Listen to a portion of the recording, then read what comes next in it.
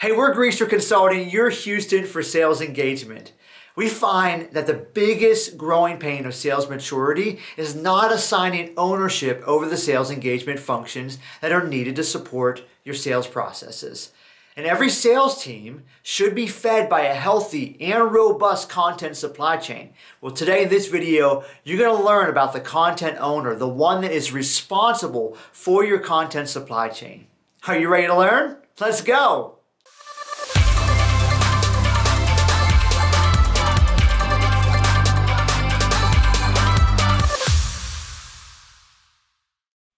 Hey, thanks for tuning in to watch this video. We are talking about the functions of sales engagement, and really when it comes to building a content supply chain, there has to be ownership of it. So today we're talking about content ownership. Really, the buck stops with this person, right? So Erika Davis, head of content at Greaser Consulting, going to drop the knowledge with us today. Erika, tell us about content owners. Yeah, one of the most important jobs and maybe the most fun that they have is approving and rejecting new content into their SEP. So there's some sort of content request process where a rep or a manager or even someone on the leadership level will request new content be created, and they have one person to contact. That's the content owner, and they have almost a bird's eye view into the sales engagement platform, so they understand what content is already there, what they need, what kind of gaps they have. And so they're also maintaining a really high standard, of course, as they accept new content into the SEP. Maybe it's written by someone already and they just kind of throw it in there. So they're really in charge of almost being that gatekeeper to make sure that it doesn't get overwhelmed or that low quality content isn't added in there without someone knowing about it. Okay. Now I think about when it comes to content, there's lots of assets. So what's the how do they manage that part of it to make sure the assets get to where it needs to go?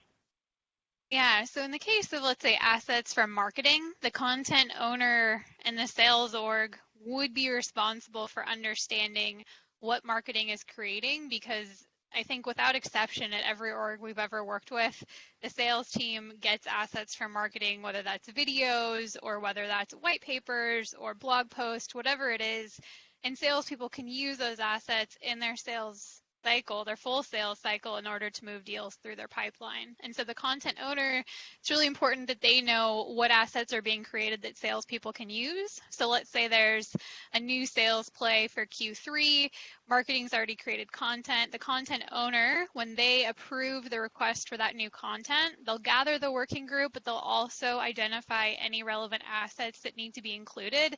And this could be current sales content too. If you're, let's say, for example, you have 5 outbound sequences that you're trying to condense into one, for example, or you're trying to take your one outbound sequence and you're trying to make it industry specific, right? In that case, the content owner would delegate that to the content manager and say, here's the goal, here's the content we need, and here are all the sources that you should consult here.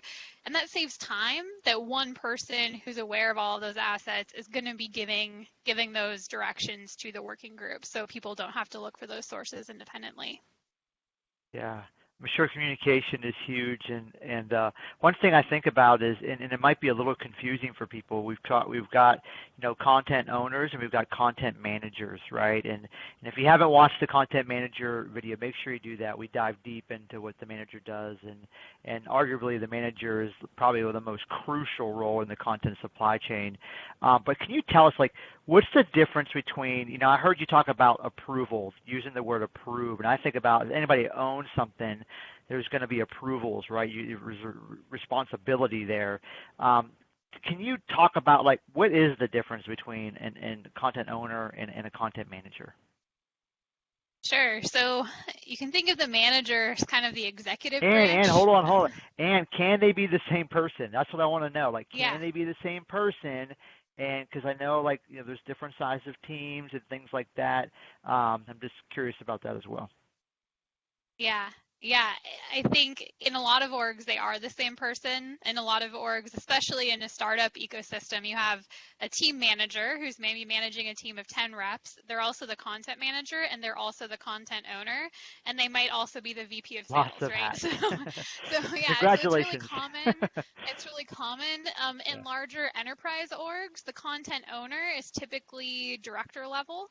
And then they've usually got one or two content managers at least that are doing the hands-on work. So once the content owner approves new content to be created, then the working groups will actually go and create that content and then plug it into the instance. So the owner, and when I say approve content, it's really approving the work stream that can start. It's not necessarily editing the content, but it is definitely approving sort of the business case for the content to be put in the SCP. And this is, again, especially true at an enterprise level.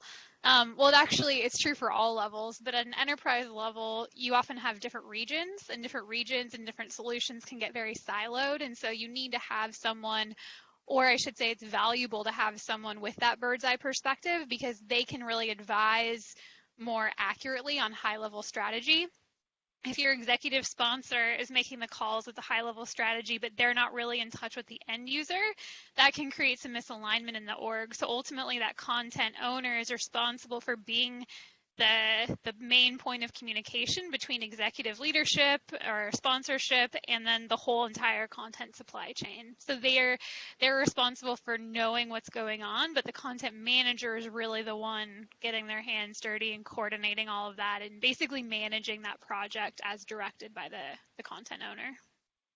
Got it. So essentially what you're saying is that if you're both the content owner and you're the content manager, your owner hat delegates the work to your manager hat, and then you got to do the dirty work, right? Sure. Yep. Yeah, so that's part of it. But on that topic, though, like talk to us about, if someone's watching here that's a content owner, right? What is important from a communication standpoint? Like, what do they got to make sure happens so that the rest of so that the supply chain actually works? Yeah, that's a great question. I think getting adoption from an end user perspective is super important. From I a think rep another, standpoint, like a rep taking the content and using it, what do you mean by yeah, who's the person you're thinking about? basically if your reps aren't using the content, you can adjust your content strategy all you want, but it's really just going to be theoretical, right? You're going to say, okay, we're going to create these 20 sequences. And that's great that you have content plugged in, but if your reps don't Yeah. like it, those sequences are for your internal team. They're not really for your customers. And so I think the owner is very responsible for making sure that the entire content supply chain is in alignment with KPIs, with leadership's directive as well. Like often they'll have, quarterly sales plays where in this specific quarter, you'll be targeting a certain persona based on, seasonality or based on market trends or whatever it is. That's a really common directive from leadership at enterprise orgs that we work with, or maybe there's a product launch or a new partnership or anything that requires even a slight strategy shift. And the content owner is going to be really key to advise leadership on, what the lift is going to be for that. Is that reasonable? Is that a reasonable ask? Are reps actually going to do this? Is that the best thing to do? Just so you have a voice that represents your actual sales people that are doing the work at the end. All right. So let's say I'm a company and I've got a sales team, and we know content's important, but like convince me that like I can't live without this function. Like tell me why I can't. Like what's the consequences if we don't have it?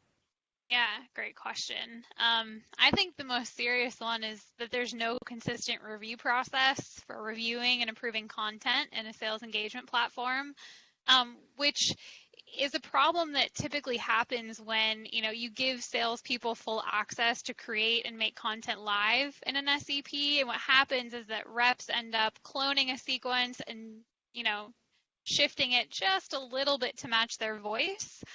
which, I've been there as a rep. Like, it makes a ton of sense that reps would want to do that. But what happens is that from your SEP, you're not really able to get meaningful data because a sequence doesn't have enough sense to actually tell you what's working and what's not. And essentially what you have then is a really good workflow tool that can automate some of your process for your reps. So you don't lose all the functionality, but from a high level perspective, some of those sequences might have a 7% response rate and others might have, like a 20% response rate. And but because maybe one person is only sending that sequence to really warm leads and the other one is sending it to really cold leads, like, you don't have consistency. You can't control as many variables as possible, which prevents you from running successful experiments. And so, that meme, like, oh, should that meeting have been an email? Like, I think in content, the equivalent would be, should that sequence have been an A/B test? Like, do you really need to clone that sequence and make a new sequence? Or could you A/B test a couple of these things that maybe you prefer to say differently and actually send it 100 times and see what works better? Because a lot of times what reps like better isn't actually what's really effective. And one of the main goals of an SEP is to get meaningful data over time when you're scaling your content. So if there's not a consistent review process and you're not really aware of duplicate content or gaps in your content, you don't really have that functionality at all. Yeah.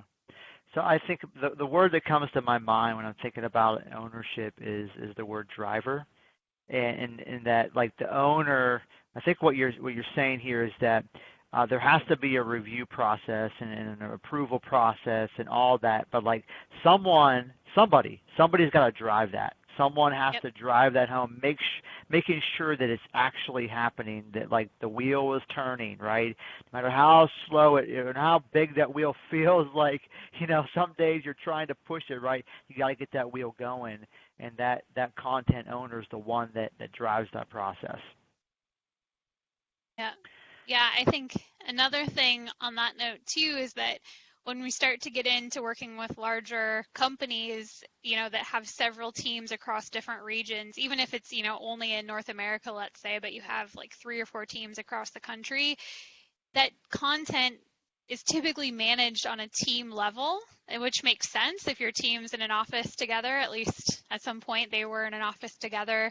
They're probably going to be sending similar sales plays.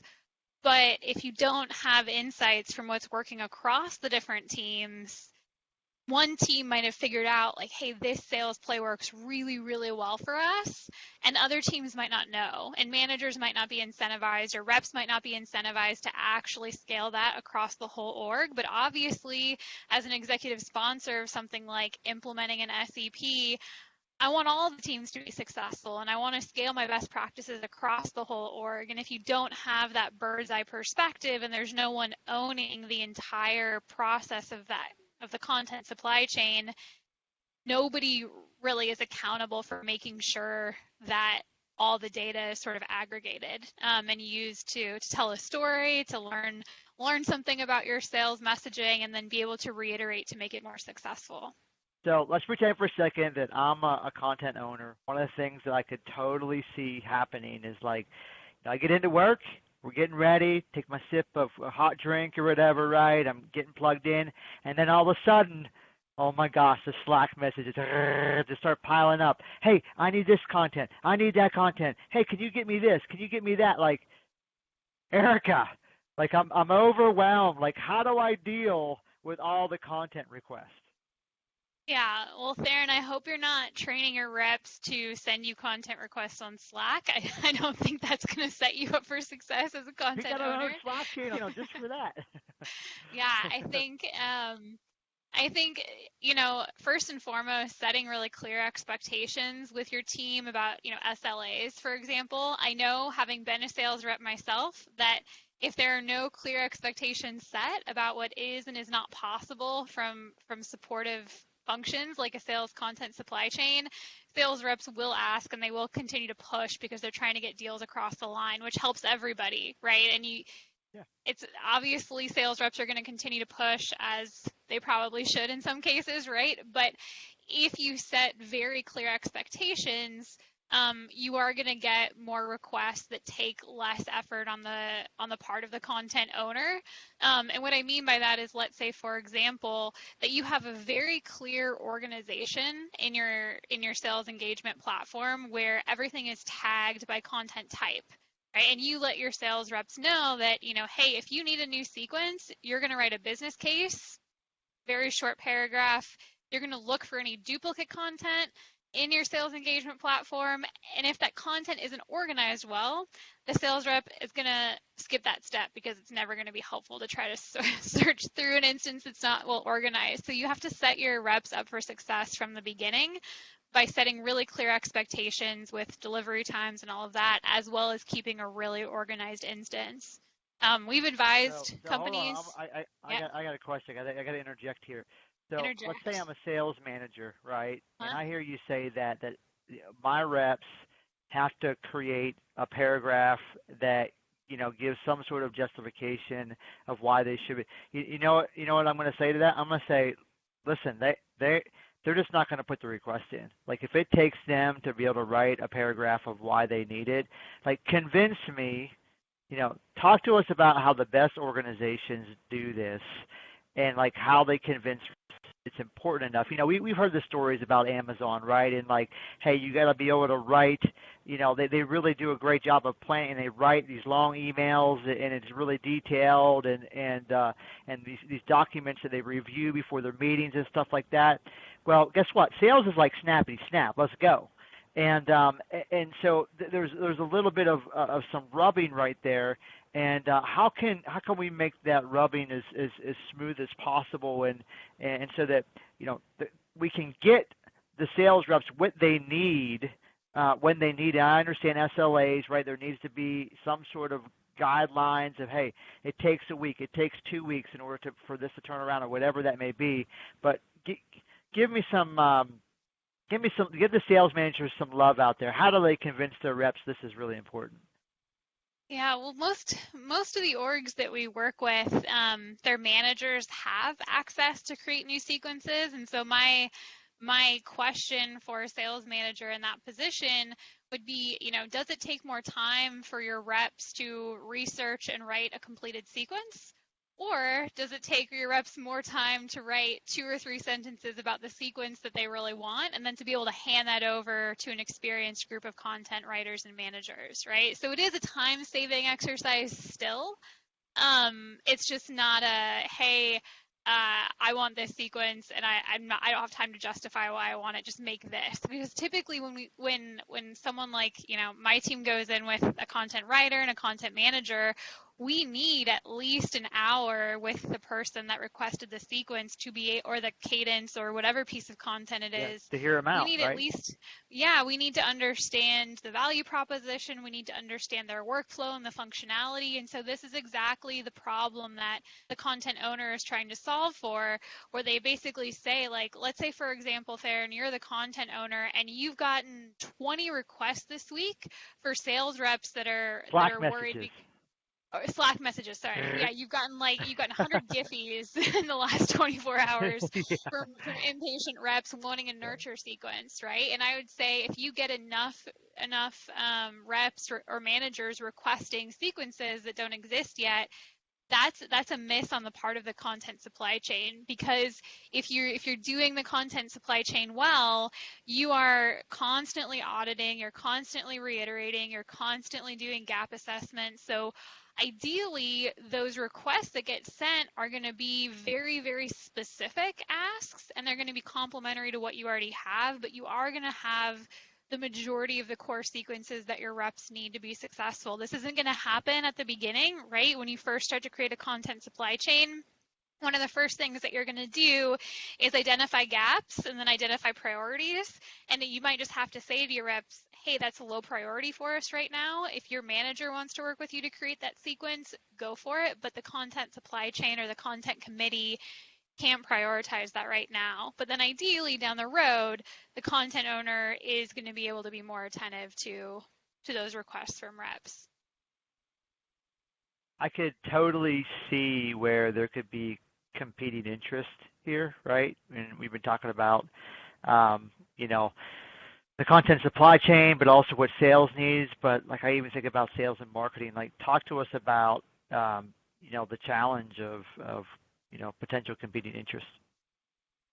Yeah, I think misalignment and competing interests is a huge challenge for the content owner. And this is something that the content manager and the content owner share in common, I think, because they're both working so cross-departmentally that it's very common that there's some misalignment or competing priorities. I think sales and marketing are obviously two orgs that come to my mind, and it's especially true when you have an SDR or BDR team that rolls up to marketing, and then you have an account executive team or sales executive team that rolls up to sales. And so what you have is you have people like reps or end users with common interest who are reporting to different leaderships with different KPIs, different priorities, different responsibilities. And so as a content owner, you could be serving both of those groups that have different leadership. And so what you can, and since it's your job to really be in charge of the content supply chain, it can be hard to make that decision of whose interests you are prioritizing at that time for content, or whose voice gets the final say if marketing doesn't like the sales messaging, but salespeople don't like the marketing messaging. Like, who's the tiebreaker there? And this is something that the content owner really has to solve, so that everybody down the line has direction. Otherwise, it can stall. Another thing too is that the work is never done for the content owner, and I think especially when the content owner, the function is carried out by someone, and this is typically true, it's with someone that's not their primary job. I think they can get very, very overworked, and some of these things can start to slide, which then affects the whole org. So being overworked, needing supportive headcount, I mean, that's something we see especially at enterprise orgs. That's really common. So advocating for headcount, I think, I know we're going to get into how leadership can support this function, but I think, understanding when new headcount is needed is very, very important. And this is the person that's going to know first.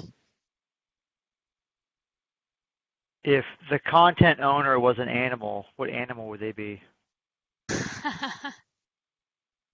A great question. I think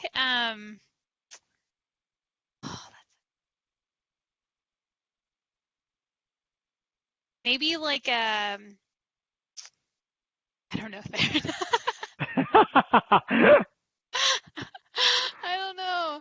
I don't know. I don't want to say lion. That's too. This is a good one for the outtakes. They're a driver. They're a driver. Yeah, but then I'm also thinking about like service. I guess no, the content manager would be like a border collie, like a herding dog. Yeah. And then the owner, maybe like a horse. I don't know. Because they're carrying a lot. Yeah. Could they be the pack mule? Like you're hiking out into the mountains. Totally. They're like carrying the load and driving things forward. I think they.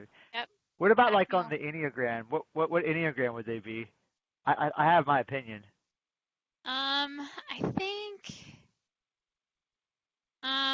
think a 1 would do well in this role. Yeah, I was thinking a 1 or an 8. Yeah, I was thinking an 8, they both can drive. I think an 8 would probably an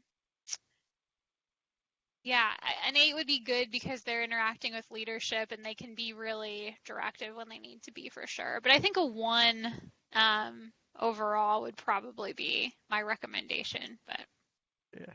All right, so let's talk to the folks out there that are leading their sales organizations, content supply chains. You're the leader. How do you support this function? Like, what do they need to be able to do a really great job at owning the content supply chain? Yeah, I think they need to be able to work cross-departmentally, and sometimes this means working with multiple points of contact at the leadership level. And if those points of contact in leadership are not aligned, the content owner is going to feel really stuck. And so I think it's really the responsibility of the leadership team to sync together and come to a consensus or come to a tie break or something, so that you don't give the content owner competing directives and expect that they can figure that out.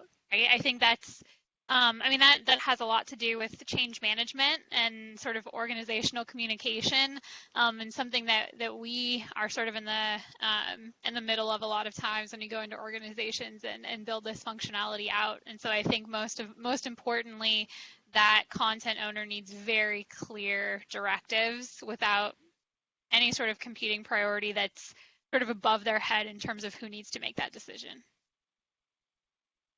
I think about there's different functions we're talking about in this series, right? There's the content owner, which we're talking about now, content manager, there's content enablement, right?